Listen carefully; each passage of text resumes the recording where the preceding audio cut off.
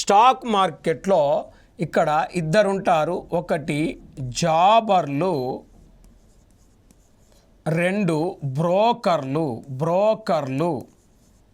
Stock మార్కెట్లో ఉద్యోగం చేసే వాళ్ళని జాబర్లు అంటాం.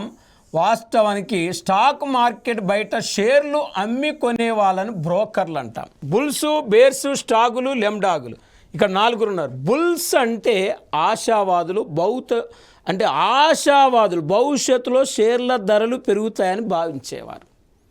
బేర్స్ అంటే నిరాశావాదులు, భవిష్యత్తులో షేర్ల ధరలు తగ్గుతాయని భావించేవారు.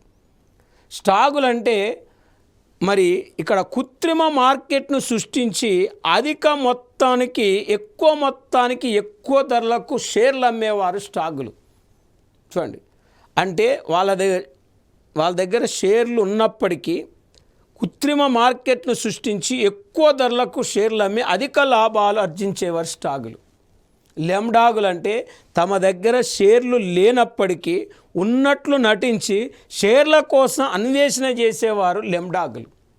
మరి ఇక్కడ స్టాక్ మార్కెట్లో ఇలా బ్రోకర్లు అనేక మందిని మోసం చేస్తారు. కాబట్టి స్టాక్ మార్కెట్ను నియంత్రణ చేయటానికి ప్రభుత్వం ఏం చేసిందంటే సెక్యూరిటీ ఎక్స్చేంజ్ బోర్డ్ ఆఫ్ ఇండియాను 1988లో ఏర్పాటు చేసింది.